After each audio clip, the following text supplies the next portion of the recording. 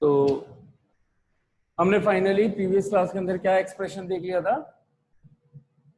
Expression of electrostatic potential energy या electric potential energy due to assembly of charges,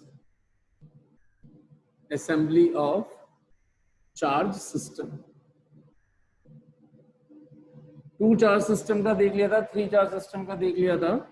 तो 2 charge system के लिए आया था Q1 Q2 और इसकी डिस्टेंस R1 थी। तो इसका हमें रिजल्ट जो मिल रहा था वो टोटल इलेक्ट्रिक पोटेंशियल एनर्जी का रिजल्ट हमें जो मिलता है वो क्या मिलता है, इसके कारण तो W1 0 रहता ही रहता है, फिर बस इसके कारण मिलेगा तो वो मिलता हमें क्या, K Q1 Q2 upon R1 2। इसी तरह से ये हो गया 2 चार्ज सिस्टम, 2 चार्ज सिस्टम। इसी तरह से फॉर 3 चार्ज सिस्टम, अगर 3 चार्ज सिस्टम होंगे तो उसके लिए हमें कैसे फाइंड करना था, ये Q1 Q2 Q3 Q1 के अगेंस्ट भी इसको आना पड़ा और Q2 के अगेंस्ट भी आना पड़ा। इन डिस्टेंसेस को नाम दे दिया R12 R23 और R13। ठीक है, so total electric potential energy U लिख देता हूं मैं यहाँ पे, U इज इक्वल टू क्या हो जाएगी, इसकी आएगी खुद की Q1 के कारण Q2 पर आएगा पहले, फिर Q3 आया तो Q1 भी Q3 पर और Q2 भी Q3 पर, तो इन दोनों के अगेंस्ट निकल रहा है। ठीक है, तो देखिए यहाँ पर क्या हो जाएगा, K Q1 Q2 upon R12 plus Q2 और Q3, इनके बीच में क्या है, सो Q2 या पहले एक काम करो, Q1 के कारण सभी का लिख लेते हैं, तो Q1 Q2 हो गया, Q1 Q3 वाला, तो उससे आपको सिस्टम एक इजीली समझ में आ जाएगा। R13 Q1 के सारे लिख दिए, फिर उसके बाद किसका लिखना है, Q2 का, तो Q2 के बाद कौन दिख रहा है, Q3, तो K Q2 Q3 R2। ये 3 चार्ज सिस्टम का हो गया। For 4 charge system, 4 charge system, 4 charge system होगा तो यहाँ पे क्या एक और बढ़ जाएगा, Q1 Q2 Q3 Q4। तो Q2 को Q1 के अगेंस्ट आना पड़ा, Q3 को Q1 के भी अगेंस्ट आना पड़ा और Q2 के भी अगेंस्ट आना पड़ा। डिस्टेंसेस को नाम दे देते हैं R1 R12 R23 R13 और Q2 के अगेंस्ट Q4 को भी आना पड़ा है, Q1 के अगेंस्ट भी आना पड़ रहा है और Q3 के भी अगेंस्ट आना पड़ रहा है, यानी कि जो Q4 चार्जेस है उसको इन बाकी के तीनों चार्जेस के अगेंस्ट आना पड़ रहा है। तो इसलिए इन डिस्टेंसेस के अकॉर्डिंग इसका नाम दे देते हैं R14 R34 R24। ठीक, तो ये सभी डिस्टेंसेस अब आपके आ जाने चाहिए। तो टोटल इलेक्ट्रिक पोटेंशियल एनर्जी कितनी निकल जाएगी, एक Q1 के कारण Q2 Q3 Q4 उन सभी की निकाल लेते हैं, तो K Q1 Q2 upon R12, Q1 के कारण Q2 हो गया, फिर Q1 से Q3 तो Q1 3 तो R13, फिर Q1 से Q4 K Q1 Q4 upon R14। Q1 वाला सिस्टम निपटा दिया, अब Q2 वाला निपटाना स्टार्ट करो, Q2 Q3 अपॉन R23, फिर 3 आ गया तो 4 भी बच रहा है अभी, तो Q2 Q4 अपॉन R24, फिर निमट गया, फोर्थ निमट गया कंप्लीट। अब थर्ड पे आ जाते हैं, तो प्लस सिस्टमैटिकली मैं एक के नीचे एक लिख रहा हूँ जिससे आपको समझ में आया, वैसे इसके यहीं पे आ रहा है ये, और फिर उसके बाद K Q3 के बाद कौन, Q4 R34। तो देख लीजिए यहाँ पर टोटल कितने आपके डिस्टेंसेस नजर आ रही है, 1 2 3 4 5 6, टोटल 6 टर्म्स होनी चाहिए, 1 2 3 4 5 6, ये 6 टर्म्स हो गए। ये 4 चार्ज सिस्टम के लिए हो गया। तो N चार्ज सिस्टम के लिए क्या हो जाएगा, similarly for N charge system, अगर N चार्जेस हो तो उसके कारण टोटल पोटेंशियल एनर्जी कितनी आएगी, इलेक्ट्रिक पोटेंशियल एनर्जी। तो अब यहाँ पे मैं डॉट डॉट लगा दूंगा, Q1 के कारण N तक, तो जब nth चार्ज आएगा, मान लीजिए 10th है, तो 10th चार्ज को लाने के लिए तो उसको किस किस के अगेंस्ट वर्क करना पड़ रहा है, Q1 के अगेंस्ट करना है, Q2, Q3, Q4 इन सब के कारण, ठीक है। तो इसका मतलब हम बोलेंगे कि Q1 Q2 पे भी लगा रहा है, यानी कि Q2 को Q1 के भी अगेंस्ट आना है, Q3 को Q1 Q2 के अगेंस्ट आना है, Q4 को Q1 Q2 Q3 के अगेंस्ट आना है, Q5 को Q1 Q2 Q3 Q4 के अगेंस्ट आना है, Q6 को Q1 Q2 Q3 Q4 Q5 के अगेंस्ट आना है, सो तो इसको किस तरीके से लिखें जिससे हमें इजीली समझ में आ जाए कि Q1 Q2 अपॉन R12 के Q1 Q3 अपॉन R13 के Q1 Q4 अपॉन R14 और जितने होंगे फिर सो सिमिलरली के ये 1 वाला सिस्टम निपटा दिया मैंने, Q2 Q3 अपॉन R23, तो 2 जब 2 यहाँ पे ले रहे हो तो उसके आगे जो जो आने हैं वो लिखते जाओ, ठीक। 3 लिख जाएगा, 4 आ रहा है तो क्या लिखूंगा, के Q2 Q4 अपॉन R24 के Q2 Q5 अपॉन R25 सो, ठीक, जब तक NH चार्ज नहीं मिल जाए। इसी तरह से के Q3 Q4 अपॉन R34 के Q3 Q5 upon R35 so on, तो ये 1 के कारण, 2 के कारण, 3 के कारण और फिर इसी तरीके से ये सो ऑन ऐसे चलता हुआ जाए। तो ये वन ऑफ द फॉर्मेट है, उसके थ्रू आप इसको लिख सकते हो। और दूसरा मेथड जो मैंने बता रखा है आप लोगों को, और दूसरा सेकंड वे, ये फर्स्ट वे हो गया आपका। सेकंड वे अगर लिखता मैं तो इसको सेकंड तरीके से मैं इसको कैसे लिखता कि पहले मैं बोलता कि W1 ये U3 किसके कारण होता, UE किसके कारण होता, W1 W2 W3, W1 तो था 0, W2 था आपका के Q1 Q2 अपॉन R12 और W3 था 1 और 2 के कारण, तो 3 पर 1 और 3 पर 2, तो ये आप लिख रहे थे के Q1 Q3 अपॉन R13, ये लिख रहे थे आप के Q2 Q3 अपॉन R2, तो इनको आप डायरेक्टली ऐड करते हुए चलोगे, तो दोनों में से जो सिस्टम आपको ज्यादा बेटर लगता हो वो आप याद रखें। हाँ भाई, ये सिस्टम एन चार्ज के सिस्टम समझ में आ गया है क्या आपको?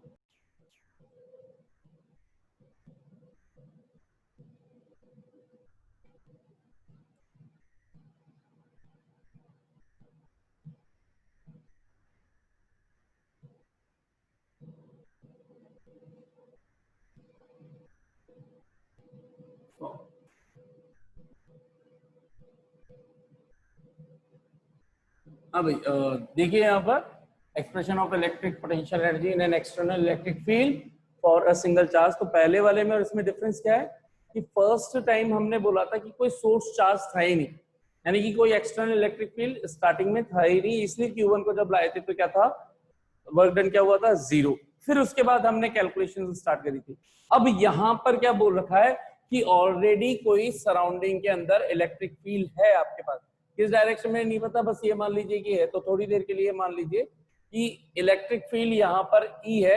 अब ये मान लीजिए, इस तरीके से मान लीजिए कि ये इलेक्ट्रिक फील्ड है, तो इस ये इलेक्ट्रिक फील्ड की स्पेस को रिप्रेजेंट कर रहा है। इसका मतलब कहीं ना कोई एक सोर्स रहा होगा, तो आप माइंड में समझ लीजिए ये दे नहीं रखा होगा, ये सोर्स अननोन रहता है। हमको बस बोलते हैं कि कोई सोर्स था जिसके कारण कोई इलेक्ट्रिक फील्ड E दे रखी है।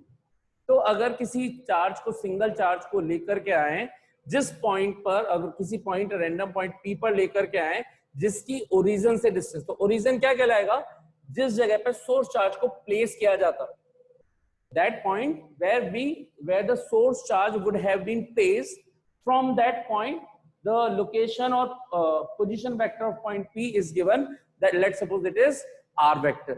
तो अब इसको मैं कैसे बनाऊंगा, तो ये क्यों नहीं दिखाएंगे हम, क्यों ना दिखा करके हम क्या शो करते हैं इसके अंदर, सिर्फ इसका पोजीशन वेक्टर, यानी कि Q की P से डिस्टेंस, तो उसको हम कोऑर्डिनेट एक्सिस के अंदर शो कर देते हैं और ये मानते हैं कि यहाँ पर जो ये ओरिजिन में हम जो ले रहे हैं वहां पे ही सोर्स चार्ज हमारा प्लेस्ड है 0 पर। तो आप माइंड में मान सकते हैं कि यहाँ पे एक तरह से प्लस Q चार्ज है और इस पॉइंट P पर हमें किसी Q1 चार्ज को लेकर के आना है। तो आपको बताना है कि अगर एक सिंगल चार्ज को किसी पॉइंट पर लेकर के आए जहां ऑलरेडी ये Q है तो चारों तरफ एक इलेक्ट्रिक फील्ड ऑलरेडी प्रोड्यूस है, ई इलेक्ट्रिक फील्ड प्रोड्यूस है सराउंडिंग के अंदर। तो यहाँ पर कितनी इसकी इलेक्ट्रिक पोटेंशियल हो जाएगी? तो इलेक्ट्रिक पोटेंशियल एनर्जी निकालने के लिए Q1 की हमें अगर E दे रखा है तो हमें ये भी पता होगा कि यहाँ पे कोई ना कोई एक्सटर्नल इलेक्ट्रिक पोटेंशियल लाई कर रहा होगा। और लेट्स सपोज OP वेक्टर आपको दे रखा है R वेक्टर, यानी कि OP वेक्टर क्या शो कर रहा है? Position vector of point P। हालांकि इससे बहुत ज्यादा फर्क नहीं पड़ने वाला है हमें, क्योंकि इलेक्ट्रिक पोटेंशियल स्केलर क्वांटिटी है। ये सिर्फ ये बताने के लिए है कि एक से ज्यादा अगर चार्जेस आ जाएंगे तो उनकी डिस्टेंस कैसे कैलकुलेट की जाएगी, इसलिए पोजीशन वेक्टर और कोऑर्डिनेट सिस्टम हमने चूज कर रखा है। तो लेट सपोज ये XY एक्सिस मैंने ले ली और इस Q1 चार्ज को अगर बोला जा रहा है इनफाइनाइट से यहां पर लेकर के आए, so whatever amount would be done, that amount will get stored in the form of its electric potential energy। तो सिंगल चार्ज के लिए क्या डेफिनेशन होती है? हमें पता है कि अगर यूनिट पॉजिटिव टेस्ट चार्ज को किसी पॉइंट पे किसी P पॉइंट पर लेकर के आते तो वो जो अमाउंट वर्क डन करना पड़ता है वही उसका इलेक्ट्रिक पोटेंशियल होता। तो अगर Q1 चार्ज को लेकर के आ रहे हैं तो at point P what must be the work done?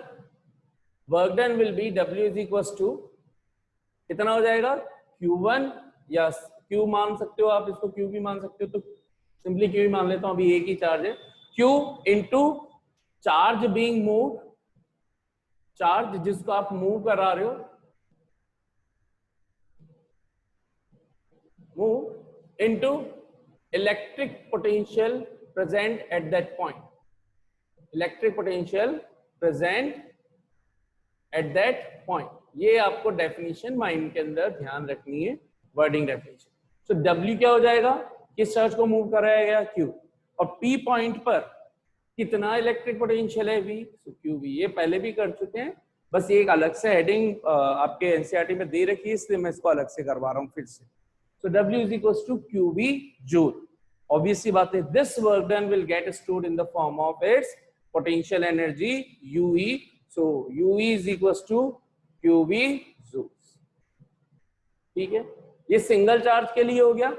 इसी तरह से अगर हम बात करें फॉर केस 2, इसको केस 2 दे देता हूं, उसको 1 दे देता हूं, केस 1। एक्सप्रेशन फॉर फिर से वही हेडिंग डाल सकते हैं, expression of electrostatic potential energy या simply potential energy in an external electric field for two charges या टू चार्ज सिस्टम्स। तो अब सेम चीज आपको क्या दे रखी है?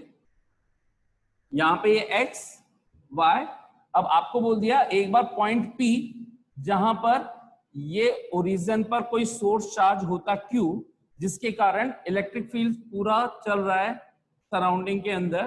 तो इस इलेक्ट्रिक फील्ड सोर्स चार्ज के कारण इस पॉइंट P पर अगर इसकी डिस्टेंस में R1 बोल दूं तो पोजीशन वेक्टर की टर्म्स में R1 लिखा जाएगा, डिस्टेंस की टर्म्स में सिंपली R1 या डिस्प्लेसमेंट की टर्म्स में मैग्नीट्यूड वाइज R1।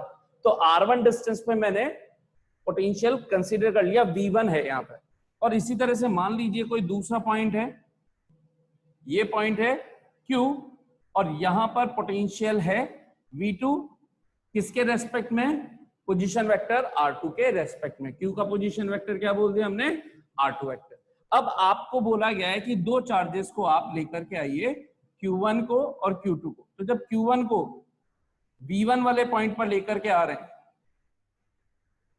यहां पे V1 और इस जगह पे V2, और Q2 को भी इनफाइनाइट से लेकर के आए, तो जो भी वर्क डन करना पड़ा W1 और इसको W2, तो इन दोनों का जो टोटल पोटेंशियल एनर्जी जब ये यहां आ जाएंगे, तो सबसे पहले हम क्या कर रहे हैं?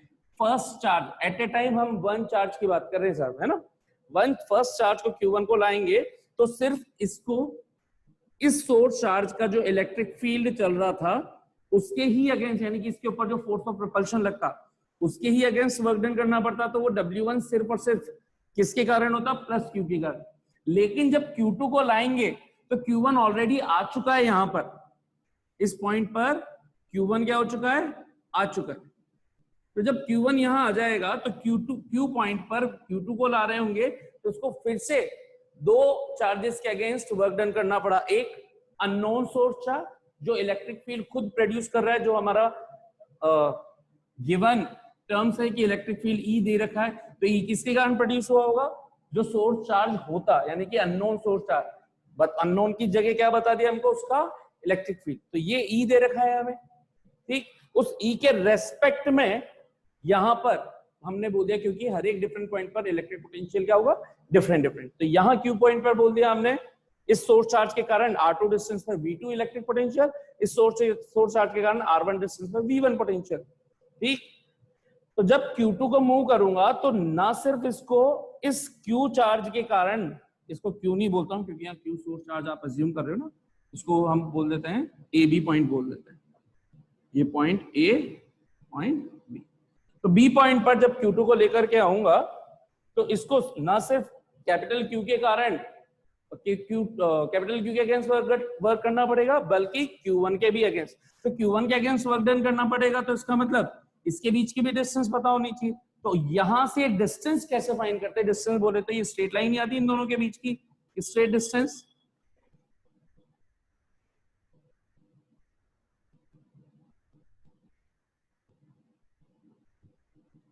ये V1 Q1 को ला रहे हैं A पॉइंट,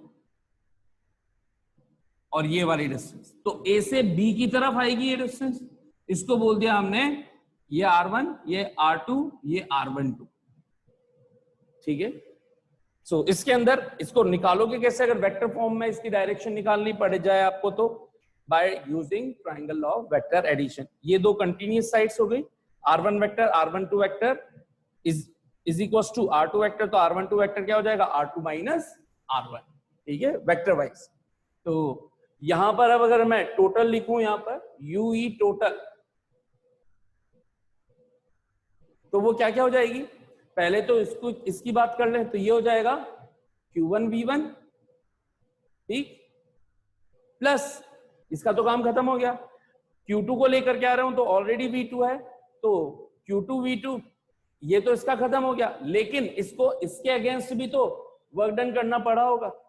कितनी डिस्टेंस पे वर्क डन करना पड़ा होगा, R12 डिस्टेंस पे। तो इसको क्या लिखूंगा, K Q1 Q2 upon R12। सो ये हमारी आ गई क्या, QE total for two charge system. अब कितनों को समझ में आ गई ये वाली। तो ये यहां पर बस इस चीज का आपको ध्यान रखना है, V1 क्या है, यहां पर मैंने क्यों मेंशन नहीं किया इस तरह की चीजें, क्योंकि यहां ऑलरेडी बोल रखा है कि यार ये एक इलेक्ट्रिक फील्ड में है। आप चाहो तो V1 को E की टर्म्स में जरूर लिख सकते हो, है ना, वेद वाले फॉर्मूले से V is equals to ED, तो E इंटू R1, तो आप E R1 लिख सकते हो, Q1 into E R1। Q2 V2 की जगह क्या लिख सकते हो, E इंटू R2, ठीक है, अगर कांस्टेंट इलेक्ट्रिक फील्ड बोल दे तो। और अगर इलेक्ट्रिक फील्ड भी डिफरेंट डिफरेंट चल रहा होगा तो उसी की तरह से लेना पड़ेगा। तो अगर मैं अलग अलग स्पेस रीजन में पूछ रहा हूँ, अलग अलग आएगा, तो Q1 V1 की वैल्यू क्या लिखूंगा, E1 R1, Q2 V2 की वैल्यू क्या लिखूंगा, E2 R2। फिर ये किसके कारण लिखा है मैंने, खुद चार्ज सिस्टम जिनको लेकर के आ रहे हैं उनके बीच की डिस्टेंस है R12। तो Q1 Q2 जिस चार्ज को लेकर के आए, और इसके कारण यहां पर इलेक्ट्रिक पोटेंशियल कितना आता, तो इसको हम V1 डैश बोल दें या VB डैश बोल दें, जो भी आप बोलना चाहो, तो वो कितना आ जाता, Q2 इंटू इसके कारण इलेक्ट्रिक पोटेंशियल, इसके कारण इलेक्ट्रिक पोटेंशियल कितना होता, K Q1 अपॉन R12, इन दोनों के बीच की डिस्टेंस। इस तरीके से हम फाइंड करते हैं। तो ये टू चार्ज सिस्टम का हो गया।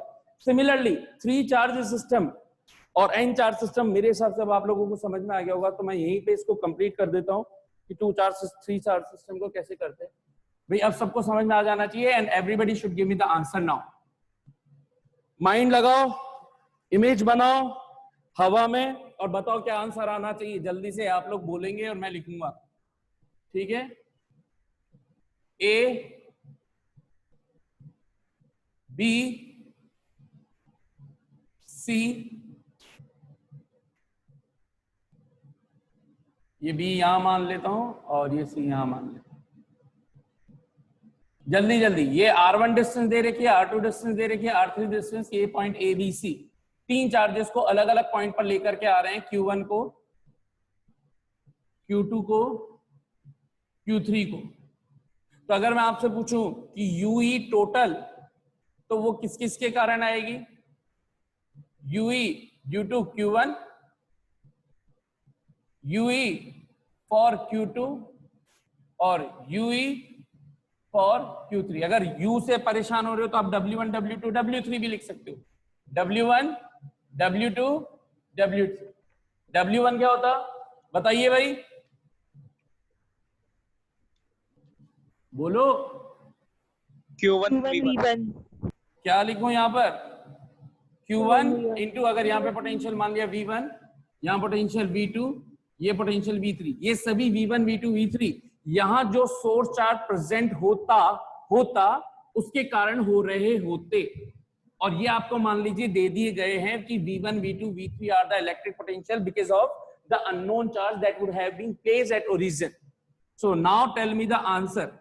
हाँ भाई, Q1 V1, ये तो W1 हो गया। W2 जल्दी से बोलिए, Q2 V2 Q2 V2 plus K Q1 Q2 upon Q1 खुद R1 के बीच में Q1 Q2 अपॉन R12, ये W2 R12। और W3 क्या होता है? W3 कितनी चीजों से निकलता? Q3 V3 पहले तो Q3 V3 unknown source charge के कारण, फिर K Q2 Q3 Q1 Q1 और Q3 Q1 Q3 के कारण। तो इसको क्या लिखता? K Q2 Q3 Q1 Q3 upon R13 R13 और फिर ये क्या लिखता? K Q2 Q2 Q3 upon Q3 upon R23 R2 और ये टोटल आपकी आ चुकी है। तो यानी कि इन सबको हम ऐड कर रहे हैं। Final answer Q1 V1 plus Q2 V2 plus Q3 V3 plus K, ये तो हो गए तीनों के कारण। अब अलग अलग लिखना चालू कर दें, K Q1 Q2 upon R12 plus K Q1 Q3 upon R13। तीन हो गए, तीनों खत्म हो गए। 1 के कारण 2 भी हो गया, 1 के कारण 3 भी हो गया। अब 2 के कारण 3 देख लेते हैं, K Q2 Q3 upon R23। n charge हो जाएंगे तो क्या इसी तरह से यहां पर इधर डॉट डॉट आ जाएगा और इधर डॉट डॉट आ जाएगा? यस और नो? बोलो, n चार्ज सिस्टम का समझ में आ गया कि नहीं आएगा? Yes, yes sir. और नो?